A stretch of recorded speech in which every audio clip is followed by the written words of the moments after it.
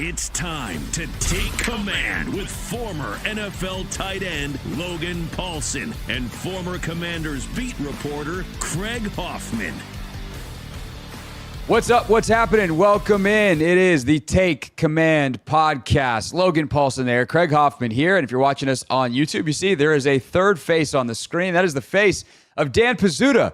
Excellent football writer and analyst, amongst other things he's doing right now. Wrote the Commanders chapter in the FTN Almanac, which is a yearly must-read from Aaron Schatz and company. Used to be with the 33rd team and sharp football analysis, and is just... he's super smart. Logan, there's one national analyst who I had on my show every single week last year. It was Dan Pizzuta. So, Dan, welcome to the show. Yeah, thanks for having me. So we wanted to do this. We had a bunch of great mailbag questions, Dan, and we had one on like AI and analytics and statistics and the advancement in those areas in football. And Logan and I kind of went, we could probably do a decent answer to this, but I want to get, we both wanted to get someone who knows more about that stuff than us. And as we started to think about who the really smart data people are that we know in the sports media, you were the first person that came to mind. So just as background, how did you get into the data analytics side and viewing football through that lens? And then obviously you do a ton of film work and stuff too. So it's not like you're single-sided, but specifics in the data analytics side. How did you get into that stuff? So I kind of got into it by reading a lot of Football Outsiders.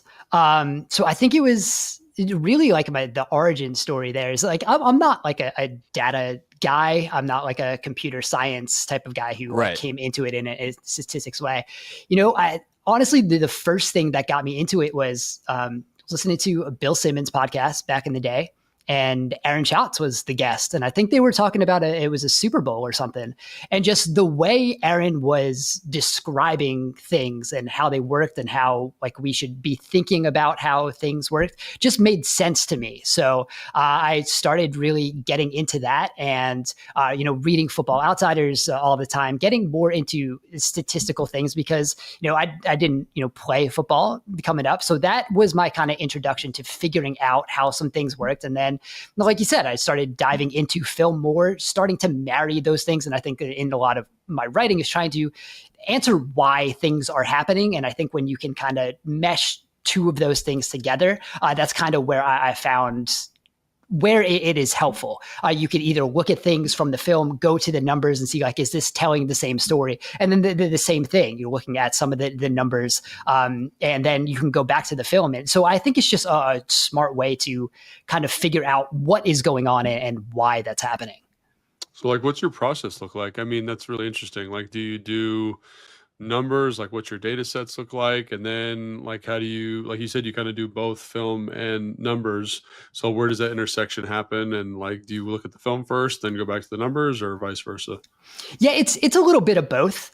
During the seasons, usually, I'll, the past couple of years, I've written a really big, Sunday night, Monday morning column. So I'll be sitting there, taking notes and kind of checking on things that I would like to, dig a little bit deeper into. And then I had, access to some things like a True Media, which is, populating a lot of numbers that happen on Sunday night. And I'll kind of dive into that, look at the numbers to see if they check some of the notes that I was making earlier in the day. And I'll continue to dive into that, go back to some film and kind of check on some plays a little bit. So it just depends on what I am looking at the moment and what I really want to dive into. I think there's certainly both things. A lot of times, be looking into, either, an FTN Stats Hub or a True Media, kind of looking at numbers. And then, a lot of things like a True Media and even NFL Pro now, where if you're looking at some of this data now, they have the film available, so you can be clicking on, all third downs that you want to look at.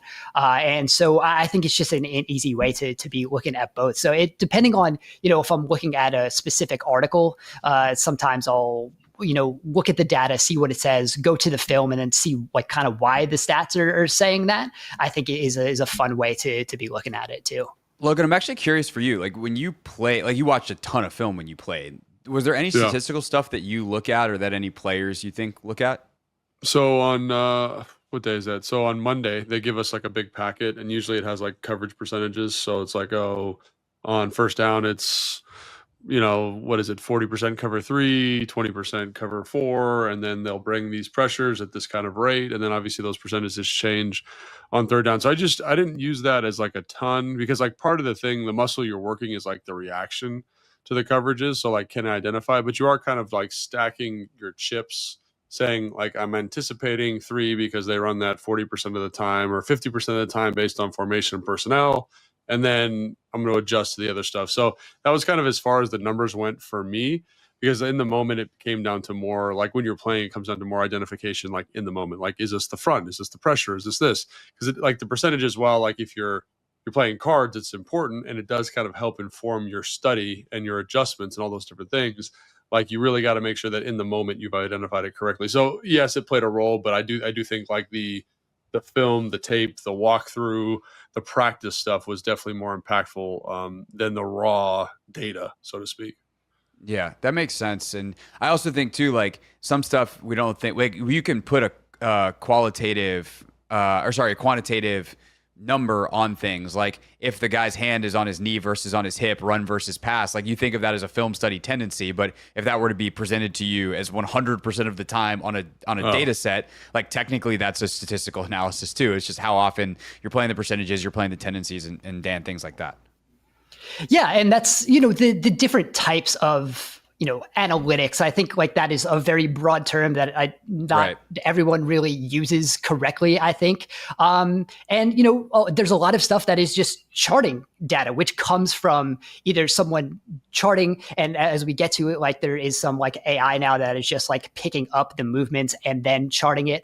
So there's charting data, which I use a lot when I'm working, because it is telling you what is actually happening on the field. Then there's, EPA and things which, someone like in Logan's, what his EPA is not necessarily going to matter to him, right? That's something fun for me to be explaining what is happening on the field. But those charting tendencies and things, not necessarily something that he's going to have in his head, as he's lining up, but it does for, the coaches and things, if that is used and I think talked about correctly, because I think a lot of things in NFL buildings, you can have a lot of this data, but if it's not being expressed and communicated in a way that is clear and making it matter, then it really is not being used. So yeah, I think there is a lot of some of that charting data and things like that it can be presented in a way where it definitely is helpful for game planning, which will then give, the players something to look at,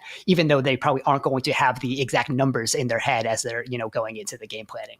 Yeah, that's a good point. Because I think like, obviously like for a player, like what's actionable is way different than what's actionable for like a coach, like I think about the fourth down percentages and how those are slowly going up in the last couple of years. And again, that's actionable on win percentage, right? And that's, you're talking in some cases fractions of percentage points, but when you're looking for every inch, like that's significant for a head coach to kind of be aware of in the game situation, down and distance, score, number of possessions left in the game. Like should I go for fourth down here? And I think like that's again, I'm not saying like as a player, that's too much for me to be thinking about, but the coaches should definitely be thinking about, specifically the head coach here in Washington's case, because that's Dan's kind of area in his call. And I know he is kind of been leaning in more to those higher level analytic models a little bit more recently. So yeah, for sure. I think, something that we've all talked about separately, and I think, well, Dan and Logan, this is their first time talking, but I know I've talked about it with both of you separately as well, is like analytics are, and any piece of data, whether you want to call it analytics or not,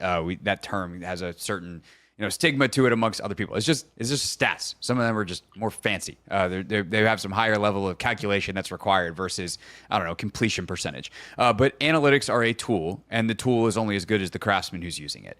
And so, like, we talked about that a lot this week on the radio show in the baseball world, because Mike Rizzo, the now fired general manager of the Washington Nationals, I don't think was the greatest craftsman when it came to the analytics side. And some of his underlings, who people are like, how can you go potentially even consider the second in charge for a guy who's been there for a bunch of years? It's like, well, he's a much better craftsman with this particular tool.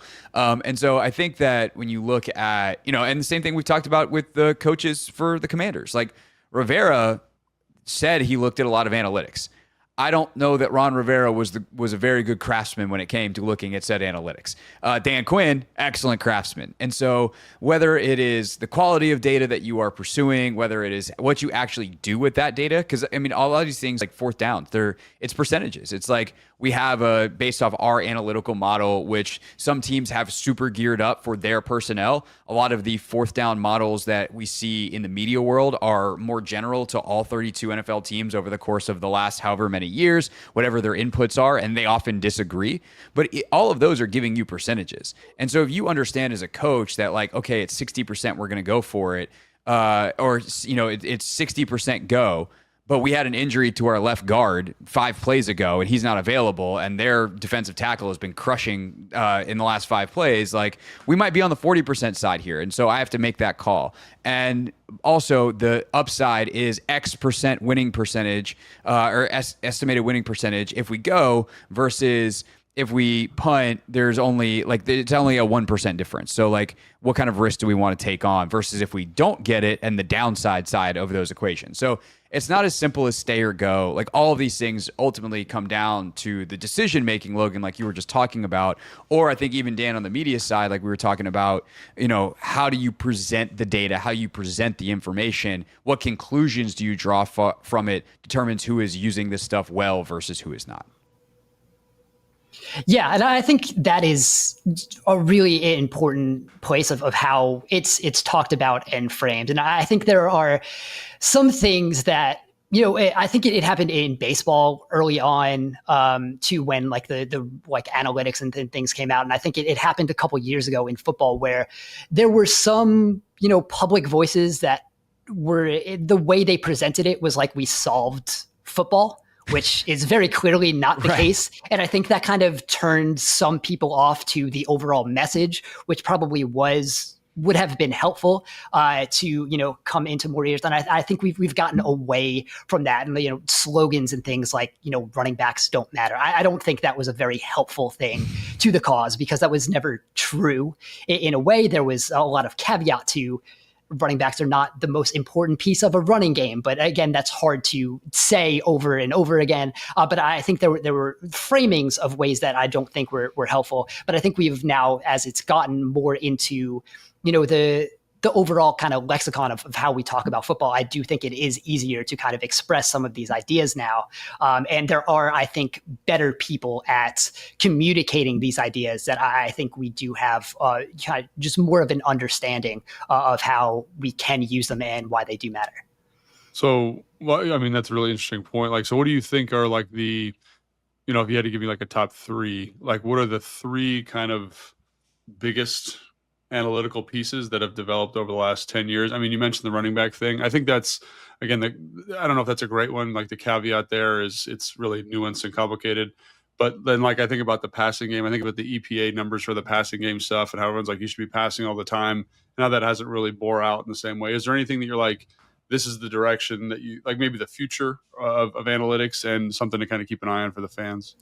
Yeah, I think, fourth down still continue to be the big one that I think we are still continuing to get the kind of maximum of what that is. It's not just going for fourth downs now. I think now that teams are more open to it and know that, a fourth and short is going to be something where you can probably are going to lean go in a lot of areas of the field. That's now completely changed how third downs work and really also first and second down, because now if you get to a third and medium, I think we saw it a lot with Detroit this year. I think we saw it with Washington too, where 3rd and 7, that might be a rundown now, because if you're gaining maybe 5 yards on a 3rd and 7, you're now setting yourself up for a 4th and manageable, which you're more likely to go for if you are in a place where that does make sense. So I think the fourth downs overall are starting to change how plays are going to be called and how offenses are going to be able to structure themselves on third downs specifically, and even first and second down to get into 3rd and manageable too. Yeah, I think that's a really good one. Are there any other, like, when you talk about the advancement of analytics, sometimes it's the advancement of the understanding of analytics. Is there something that you think very differently about now versus like 5 years ago, where you're like, oh yeah, this is how we use this piece of information, and now you're like, maybe not. Yeah, I think, especially this year specifically, I think, how we've talked about the run game in the analytics community has certainly changed. And like I said, a bunch of years ago, I never fully bought into, running backs that don't matter. It clearly that is not the case. But how we saw how teams can, with so much passing and how that was more valuable, offenses started to try to get that to more efficient and optimize to that.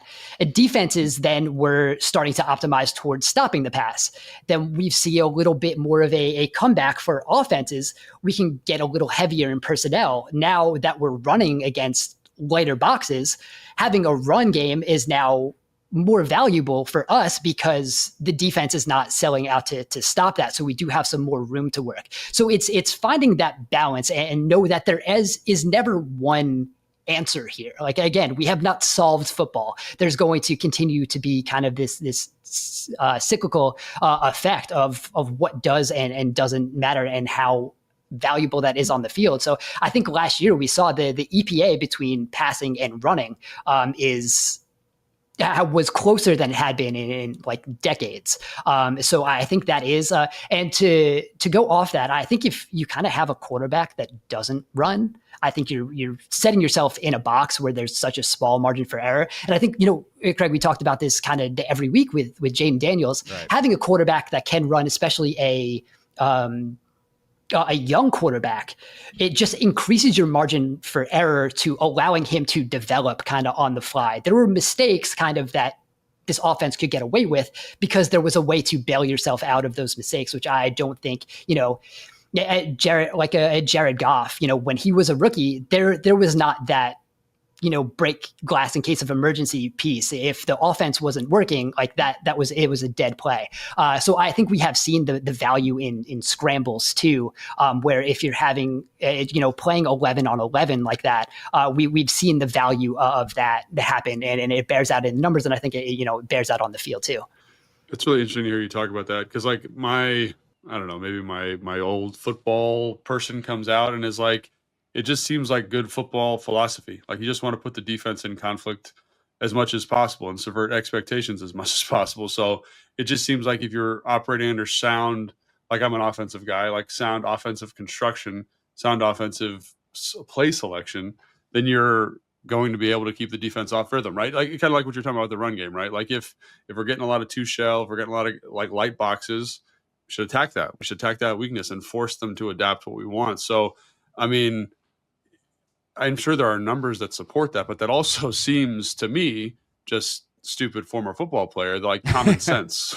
You know what I mean? Like that's the thing that I have like we get all these numbers out there, but like, I'm more likely to get a first down on 4 downs instead of 3. Like there's all these different things that just seem intuitively obvious. And so I guess what is the actual advantage of some of this data if you are operating under sound principles?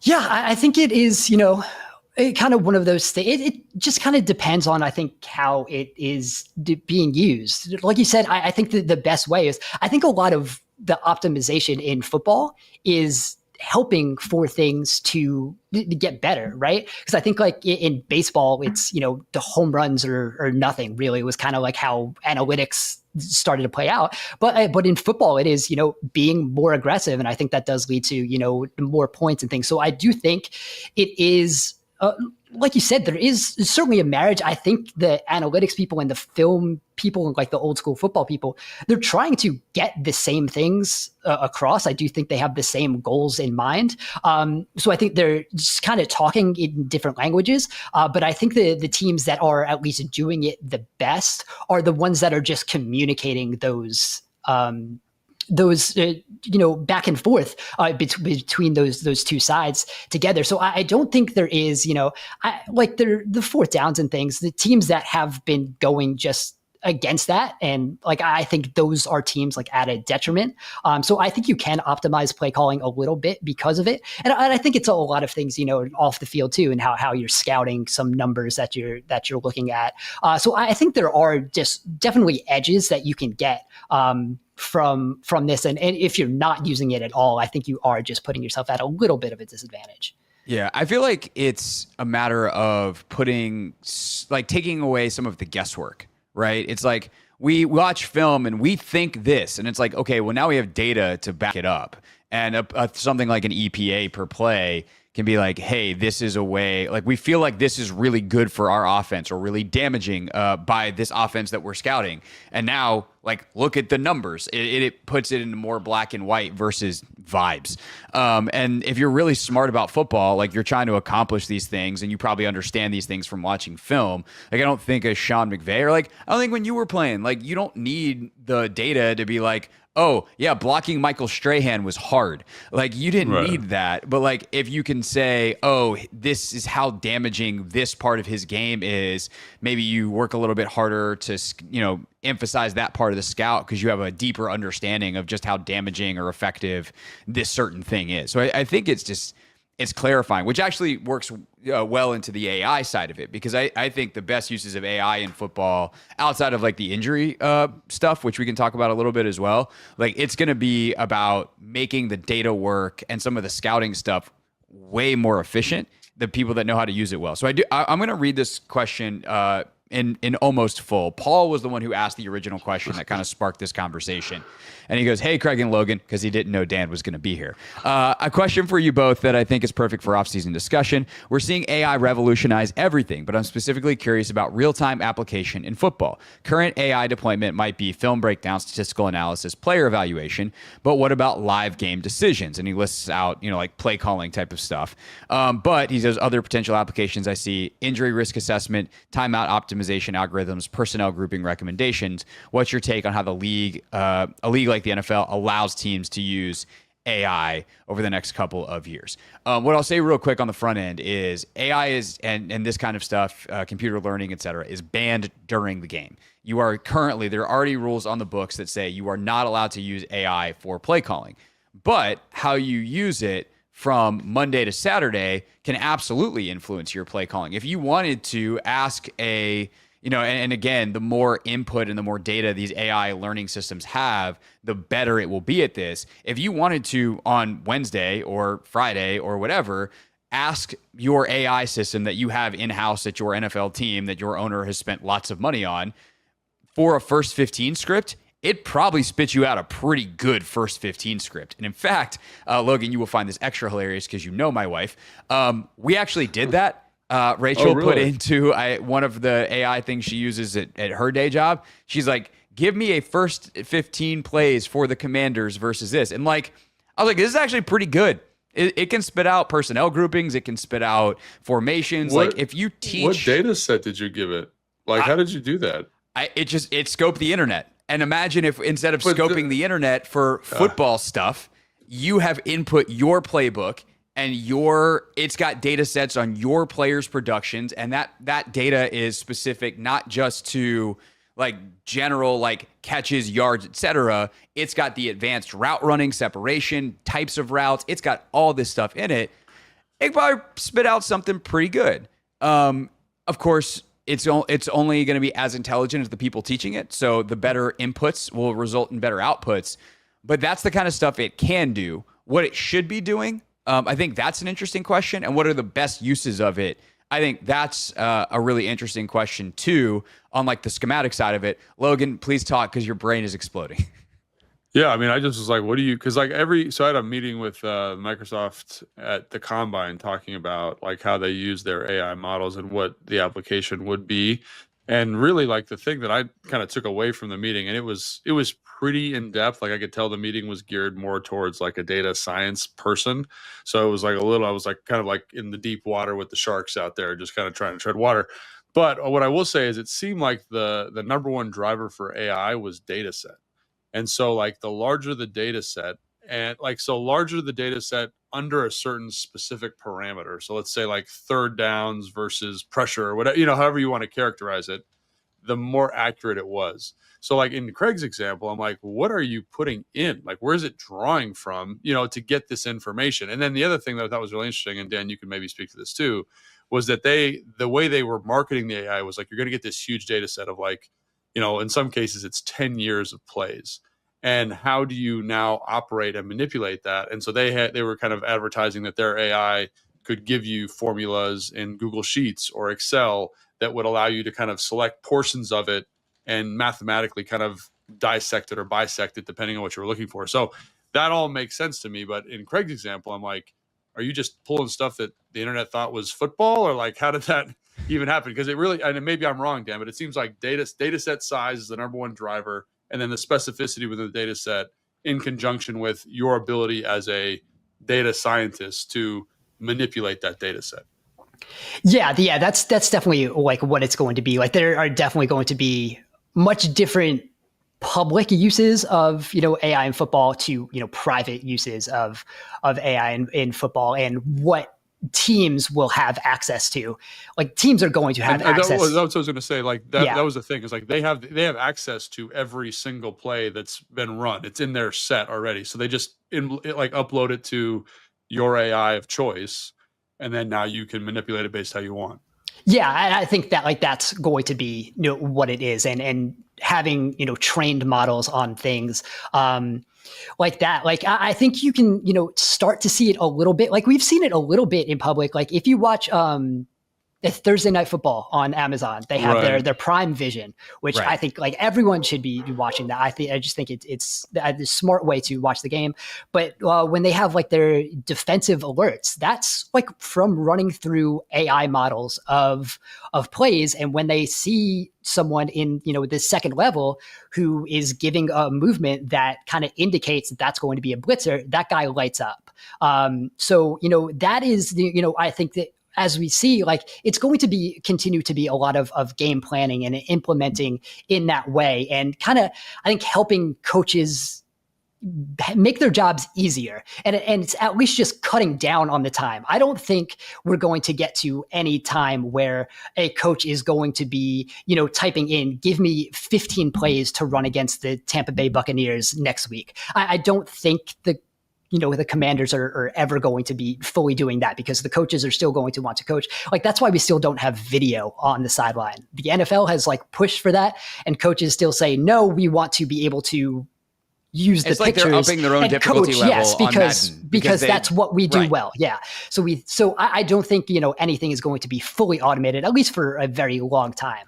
But what you can do is start to have that player tracking, and be able to, when player X is in the slot and moves a little bit, is that going to be a blitz? Is that a man zone indicator? The big data bowl this year that the NFL runs every year, the winning submission this year was using kind of an AI model to test man zone likelihood, and it was based on some of the player movement, and it was a lot of things where we have the typical man indicators, right? A player moves with the receiver in motion, that's probably going to indicate man. But they had a play from, I think it was the Bengals defense, where the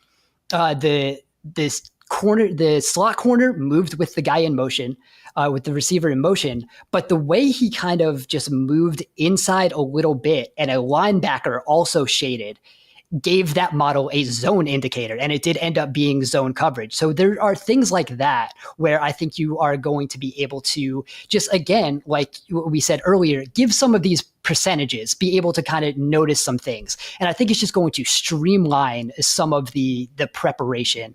And again, like you said, the more inputs that are in, the better you have someone who is constructing this model. I think that the more useful it's going to be. Muted, Logan. Are they using film for that? Because that's something I've always wondered about. Like, because that's the hardest part, is like the subjectivity of film. Like, obviously, when you get a raw data where you've had some intern input, 60 or 70 plays in a game with the formations, the hashes, the splits, all that kind of stuff, that makes like sense to me. The one that I think is really cool is the film stuff, because like that's where, like, everyone talks about like Tom Brady watching film or Peyton Manning watching film and what they're picking up to kind of discern what coverage it is. Like if you could have a model that kind of helped lay out or help teach even incoming players, like what that looks like, I think that would be really cool. So are they using film for some of that stuff, or is it all inputs, manual inputs? Yeah, so I think some of it's film. I know some of the big data bowl is from, I think their actual data set is from the player tracking chips. So they are like Nice, using the yeah. dots. Well, I mean, that's given, Yeah. And I do believe there are, teams do have more advanced tracking where I think they at least this year, maybe this year's the first one where there's going to be a like 3D model of the tracking where you are going to get that, and that's how these inputs are coming in. Yeah, so it's not someone sitting and marking. They are getting the actual player movement from these chips, at least cool. for the big data bowl. Yeah. And there are a couple things, Field Vision, which is a fairly new the company. I do believe they also have been like using some like AI charting as well. So yeah, it is coming directly from the film. Yeah, the ability for AI to watch film is early, but is already in existence and is definitely getting better, which is crazy. And that's actually where some of the injury stuff comes in, is the sharper the AI gets on basically 3D modeling players, the better it can say, like based off of postural data, like, oh, when the player gets in this position, like bad things happen on a more frequent basis. And so that is where like the health and science, and Logan, that we could do a whole separate podcast on the strength and conditioning side of it. And, maybe we'll put Goras in a box and we can do it one day. But that part of it is really fascinating.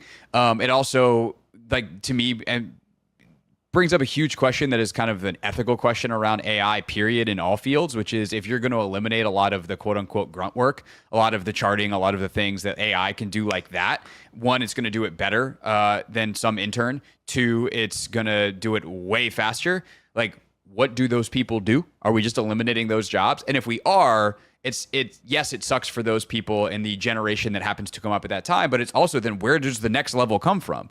Like at one point, Dan Quinn started somewhere at the bottom of the food chain. Like what is the bottom of the food chain if it is not this very simple work that is kind of how you learn football at the NFL level? And I think that is, it's the same thing like in big law or in law world. Like if you can replace associates who do a bunch of this research type of work with AI that can do it better and faster, well, then how did they learn about all the laws that they're going to need when they become partners and start doing that kind of work? So like that's every industry, but it is a huge question that I think the NFL has to wrestle with. But those are also some of the applications and how that works from charting to film, et cetera.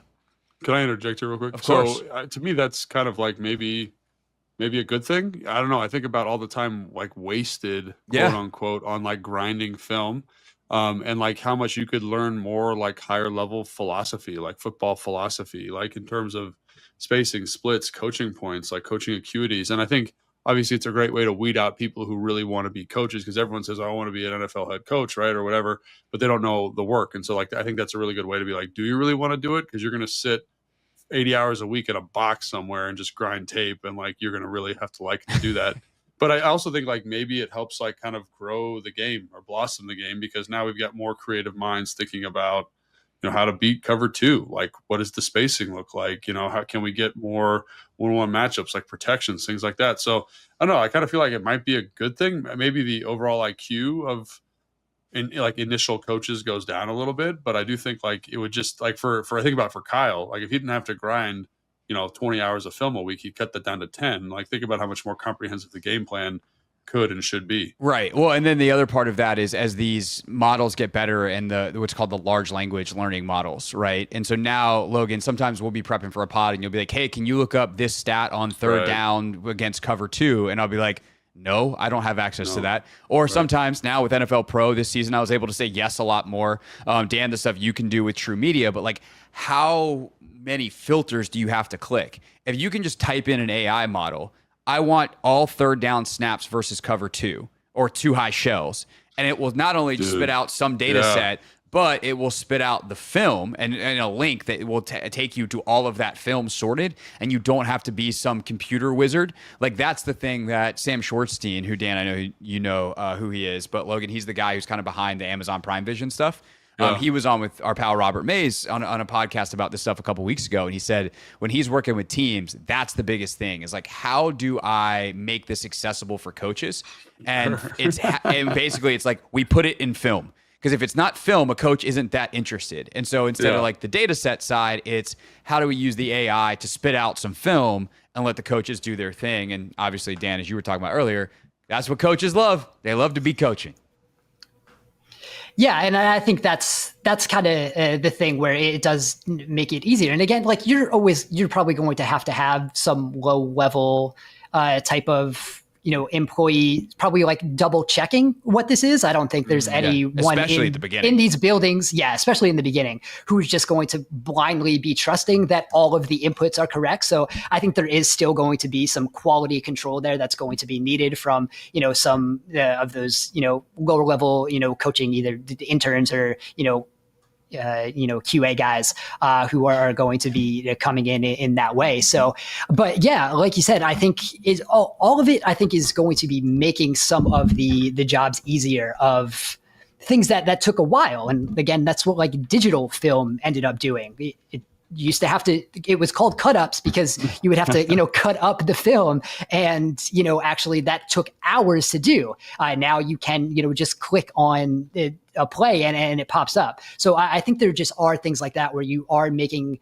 some things that didn't necessarily help in game planning or a better understanding of the game. You're making some of that easier. Like you said, it is now going to be more time to think about ways that you either, can be beating some of this other, how do you beat the cover two when they're playing in a certain rotation, and also like it's not going to be giving players the exact coaching points too. So there is still a lot of that's going to be needed. We're not completely replacing a coaching staff or anything with any of these AI models. You still got to know what to do. I'll say it kind of goes back to the question a little bit. It's like all the stuff we talked about was how you use it to prep your game plan, which I personally think is the most important part of anything. If you're coaching, it's prepping the game plan, because then if you know what you're coaching, then obviously practice becomes more specific, blah, blah, blah, blah. But I think the other thing too that I think is interesting is there any application to some of the situational football that the question asked about, like 2 minutes, fourth down percentages? Like, do you just run those earlier in the week and kind of develop your sheet and then go off of that? Or is there anything like real time you could do in a game? Like, I know we can't use AI specifically, but if I'm inputting my own data set, like in game, like, is there any way I can kind of keep track of some of that information? I don't know. Yeah, I think that's, I think still like any real time calculations aren't allowed. I know like even, guys who were like analytics guys who were up in the booth, and even the guys who were like on the headsets, they still have like a printout of calculations of fourth and two. And so it is, I think, just going to be a during the week thing. And again, that is one more thing where you might not have to spend as much time putting together those numbers. Now there's more time to potentially be talking about situations and running through and things like that. So I don't think we're going to get to a point anywhere in the near future where, someone's sitting with a laptop up in the coach's booth and, putting an input of the fourth down that's about to happen to give, exact real-time numbers. I don't think the NFL wants that. I don't think coaches want that. Again, like we still don't have video on the sideline. So I think we're, 5 steps away at least from, having that type of stuff happening in real time. But I do think, the preparation is probably going to be easier, more efficient, and gives you more time to actually run through that and explain to coaches, why and what it could be doing. Yeah. Yeah. But I think the other one too, sorry, Craig, is just like, even if you could input it live, you're only getting 60 data points, and they're not all applicable to what you're talking about. So you want those larger data sets for that anyway. But that is interesting. So yeah, that's cool. That's really neat. I just think like you kind of be silly not to use it for like the timeouts, and you have some kind of printout, and there's a guy up there on the headset that's got score plus or minus whatever, time left plus or minus, like timeouts left, or yes, big flow chart, yes or no. And like that's something AI could easily do. Can you then put it in a way that someone can follow it easily in real time and be like, hey, Dan, call timeout. Okay, got it. So yeah, I think that's all really cool. I think the question did a great job of kind of hitting the major things. I will say I had a great chat with a reporter from The Athletic who wrote about this that folks can check out earlier in the week. And then I'd also recommend, if you really like this stuff, Sam and Robert's podcast on the Athletic Football Show. So again, you're welcome to The Athletic for the free publicity. You did a good job, so we'll shout that out. Anything else before we specifically get into the Commanders and Dan's thoughts on them for 2025 that we want to wrap with here on the data analytics AI side of things? No, this is one of those guests where you kind of wish that we had like a live stream so people could ask questions real time. But, sorry, if you missed the question, man, sorry, we'll have to get Dan back on later. So. Yeah, that's okay. We know where to find it. All right, let's talk to Dan.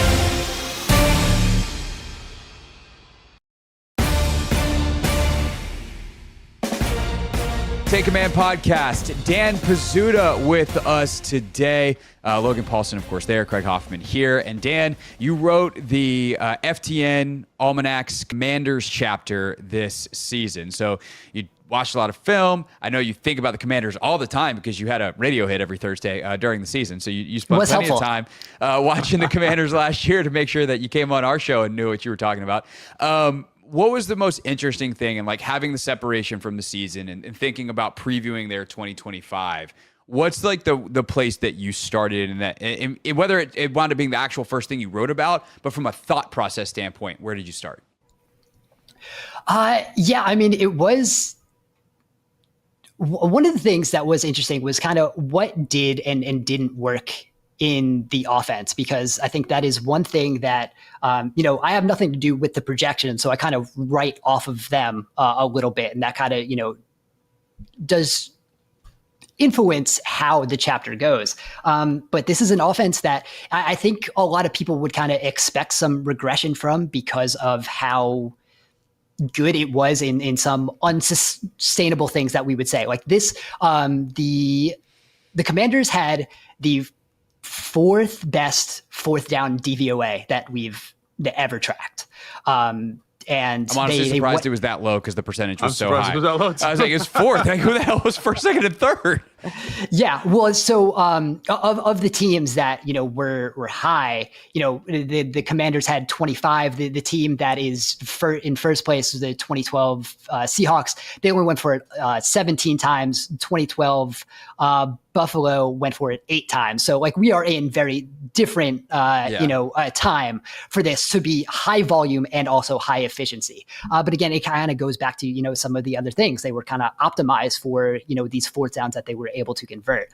But because of that, I do still think there were some things on first and second down that we will see improve a little bit. So I do think there is a lot for this offense that there's development that I think is going to potentially come with some of the passing and some of the openings and in structure that is going to help in first and second down where they're probably not going to get to as many third and fourth downs. That is going to, I think, at least counterbalance some of the regression that we'll probably see. This probably is not going to be a historically good fourth down unit again, but I don't think they'll have to rely on that quite as often. So, finding the balance there was something that I kind of dug into for the first part of this chapter. So what did you settle on as like I don't want you to give away your chapter because people should go read it, but like what were the things that you kind of said like that are going to make them more efficient on first and second down? Like what are the variables? Are you looking at play calling? Are you looking at personnel? And how do you apply those different things to kind of get to the assumption that, hey, we're not going to need as many third downs or fourth downs as we were last year? Yeah, it was It was a little bit of all of that. And I still think, early downs, the straight drop back passing game wasn't, the greatest. I still think there are, ways that Jaden Daniels could potentially, develop in processing a little bit. I think, scrambling was such a big part of his game, which again, like we talked about earlier, is great. Again, he had one of the best scrambling seasons we've ever tracked by a lot of, I think, DYAR and DVOA. So I don't think that's going to be as reliable, but those at best, those were, 7-yard gains or 12-yard gains. Those are great. But I think if you can come with some of the, explosive passing plays, I think that is going to help. One thing that I did come into, I won't go into the full numbers, but when writing the chapter, I was more I came away more optimistic about what Deebo Samuel can do as the second receiver than I was initially when this trade happened, because I think we kind of look at Deebo Samuel's 2024 season as a down season. I think what gets overlooked a lot is he had pneumonia in the middle of the season that he did not recover from, and his pneumonia kind of happened at the same time that Brandon Ayuk got hurt. So before both of those things happened, he was having a pretty good start to the season, where he was able to, win against zone coverage like we kind of expected him to be. The yards after the catch were still there. And then kind of when things really shifted for the 49ers, that's when things got worse. So as he is now going to be in that, number 2 role, I think going to be schemed up well with a lot of the screens and things, which I think was already good last year. I am now more optimistic that there is a better second option in this passing game than there was last year, which I think is going to help, some of the early down efficiency also. When you look at how important Terry is, like that's the big discussion here right now because of the contract. And I was talking about this on the radio show the other day, and I was like, well, let me pull up the EPA numbers. And I forgot / was surprised to possibly learn for the first time. The only receiver that had a better EPA per play, better total EPA in the entire NFL last year was Amon-Ra St. Brown. Also, Amon-Ra St. Brown's EPA last year was something like a Wayne Gretzky record. It is so far away better than everyone else. He was in the 90s. Terry's was second at like 68 total EPA, which is just preposterous. But clearly, like, Terry himself matters a lot. What did you find on the McLaurin front, and how does that make you think about what both his representation and Adam Peters is thinking about right now, which is what his new contract should look like? Yeah, I mean, they should pay him like yesterday. I don't really know what they're waiting for. Yeah, unless his reps are asking for something actually insane. Yeah, which might be happening. Maybe like the receiver market has definitely exploded more relative to other other positional the markets they have. So there probably is some a little bit, but for him to really be the only like true deep threat also was I think, something that probably took some of his value down a little bit, because there wasn't the same amount of, short intermediate targets that we see from some other, number 1 type receivers. So for him to be acting kind of as the catch all for some of these it would put a lot on his plate. And I think he was, so good. And the way he was able to kind of move around a little bit later in the year, we kind of talked about that during the season, how every week it kind of seemed like there was a new layer coming out to this offense. And by the end of the year, it was, McLaurin wasn't just lining up outside to the left like, DeAndre Hopkins was when Cliff was in Arizona. So I think, just having him on the field be that dominant, it absolutely is something that matters for Washington. Interesting. I've kind of a big picture question that it bothered me for weeks, months, maybe. I was talking to Craig about it earlier, like this offseason. And like, the thing is, like you alluded to it a little bit, like they seem like a team that operated in the tail of the bell curve, right? Like they were extreme in terms of explosive plays. Like they're like number 4 in terms of, explosive plays over 50 yards, but they're also 24th in terms of like your normal conventional explosive plays, right? Their 4th down percentage, Jane Daniels completion percentage, their 3rd down percentage.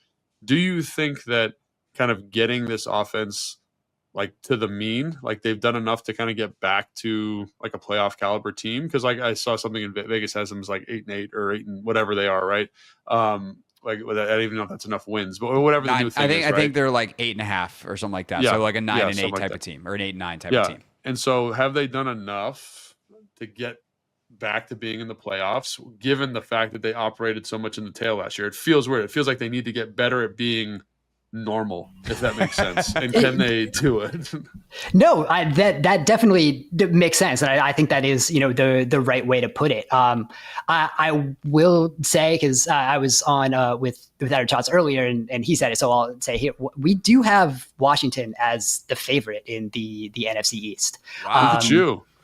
Yes. You're on the right podcast, bud. You're on the right podcast. So like I wrote the Eagles chapter also. So like, part of that is there's a lot of turnover for the Eagles on defense, right? So as much as we do expect them to be, we have the Eagles as one of the most like well-rounded teams in the league. They're like top 10 in DVOA for projected in all three phases, but they're, eighth, seventh, they're borderline top 10. So for the Eagles, we're not expecting them to once again like be the number one defense in the league, and they also have one of the hardest schedules. And I think that just is just enough. So for Washington, we do project this offense to still be good. And like you said, I think there are things from the schematics that I think just from Jaden Daniels' ability to be a year two guy, have another year under his belt. I just personally am optimistic from the progression that we saw from that offense throughout the year. If it was just a static offense throughout the year and they were just really relying on Jaden Daniels bailing them out sometimes, which they did, I would be a little more pessimistic, but I do think there is a kind of a linear progression of things they were continually adding to the offense to make it better. But with the offensive line, I think that is certainly, they really made an effort to do that. And I think that is certainly something where I think they could have easily stood pat and be like, we were able to get around this last year. I think we can still do this. So, they did put a lot into it. Now, I'm not sure how much of an upgrade it is, but the fact that they did look at some of those pieces and thought at least, we're going to raise the floor here and then hopefully still be able to coach around it. I do think that is, what's going to help. And so the projections also are really big on the defense just going to average, which would be a significant improvement from last year, which I think that might be a very optimistic projection too. But if, some things do work, the interior pressure helps. I think the secondary right now, I do think has a higher floor than it did last year where you just kind of couldn't cover anybody. Marshawn Lattimore doesn't have to be, the best cornerback by DVOA, which he was like in his early half of the season with New Orleans last year. But I think just kind of having pieces that fit together where there's not a very significant weak link, outside of edge rusher. But I do think they can scheme around that a little bit with some of the more fun things they can do for Frankie Louvu. If you're not in so many third and longs last year, when they were in third and long, they did a lot of fun, creative things like going back to the film. There was a lot of very fun, Frankie Louvu blitzes, but they weren't good on third and long at all because somebody was always open. So, some of those, cool pressures that we would kind of look at and be able to, so for some other teams that would, really matter and get to the quarterback was just able to get the ball out because the coverage wasn't there. So if this defense can be somewhere around average, we do expect this offense to counteract some of the unsustainable things with some natural development. And we do have them as the slight favorite to win the division. I can't wait for Eagles fans to get mad. I'm so excited. So when you talk about the defense, it's funny because I think the philosophy is kind of the same. It's like we need to be way better on first and second down and like be way more normal. And if we can not be really bad against the run, like the edge rusher stuff, the coverage stuff, like it won't matter as much. And we hopefully made that a little bit better. Obviously the Fowler missing piece is big considering the production that he had from a sack standpoint. But Logan and I have talked about this a lot, and I don't want to like lead the witness too much, so to speak, but like where does the solidity of the projections come from and how much do you buy into the fact that this defense can be at least average in 2025-26? Yeah, I think it does kind of stem from not being like a league worst run defense and, having some more of that interior, bulked up, which I think should help. So if you're not getting gashed up the middle in the way they were, you do have, second and long now might be a thing that you get to, which they weren't really getting to all that often. So that helps in some third downs too. So I think, being more sound against the run certainly helps. I do think we like their corner additions. I do think a healthy Marshawn Lattimore is going to help. I like Trey almost a lot. I think being able to move Sanderson into the slot is definitely going to, I think that is, in addition by just kind of moving some pieces around, having him play his more natural position. So I just do think there is a lot there where I think we just don't expect them to be so bad at a lot of things, which I do think just kind of incrementally does make them better at some of the other things we should expect them to be good at. Sounds good to me. Let's be good on first and second down. Logan, that's going to be the theme of the season on this podcast. Like, go Commanders, be good on first and second down. Everything else will work both out. sides of the ball. Yeah, on both sides of the ball. Some decent running, some very good run stopping, and maybe it'll be less of an adventure. Because man, winning by on the last play, that's super fun. Last drive, that's super fun when you do it all the time. It's just the doing it all the time part that seems kind of hard. Dan Pizzuta, you can read the FTN Almanac. Dan, do you guys have a drop date for that? Monday. Coming out Monday. Logan, you have the rest of July planned. You get to read the FTN Almanac. You get to read the Almanac. There's a lot of info in there. So you can check out the Commander stuff that DP wrote, as well as apparently Eagles. How many other chapters did you do? You do the whole NFC East? No. So I did 3 NFC East teams, and so I did Commanders, Eagles, Cowboys, and the Ravens. Nice. That's a fun group of teams. How do you try to put a statistical barometer or wrapping around George Pickens? Yeah. So cry?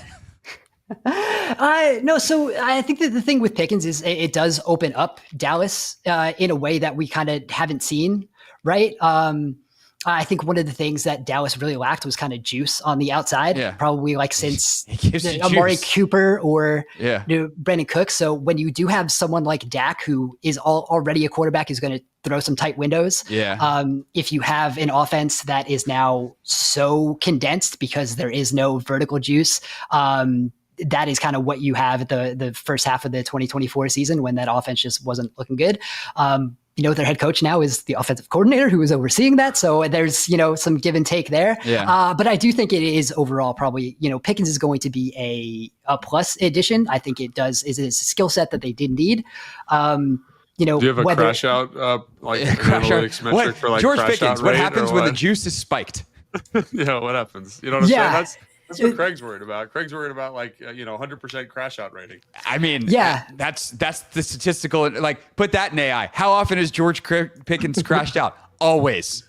So that's kind of one of the things I enjoy the most out of the Almanac is because we don't have numbers for that, but we do have really good writing that is going to kind of walk through that. So that's one of the fun things of the chapter. That's kind of one of the things I enjoy doing is, we do get the numbers that does shape kind of how we're feeling about these chapters. But then we go into a lot of detail, try to add a lot of context to why these numbers are saying what they do. And I think that's one of the reasons why this is, I think the best way you can get ready for a season league wide. Shots, get on a crash out stat. Come on, you invented DVOA. We need a George Pickens crash out rating. Dan Pizzuta, everybody. We'll be back on Monday with another mailbag. We do have some room for a couple of questions, so if you want to hit us, hoffmanshow.com is the easiest place, or on Instagram at hoffman.sports or Logan_Paulson82. DP, anywhere else we want to send folks for where they can find things that you're doing at the moment? Check out the Almanac. That's kind of what I've been doing for the past 2 months. It's a lot of work that goes into there. The Blue Sky, mostly just Dan Pizzuta, pretty much anywhere. It's a fairly unique name. So I got full carte blanche over that everywhere. I saw a great meme the other day that was you talk to Gen Z kids and it's oh, what's your Gmail? It's my name. And it's wow, you're so old. It's I was there when the thing was invented. Anyway, Dan Pizzuta, everybody, with us here on Take Command.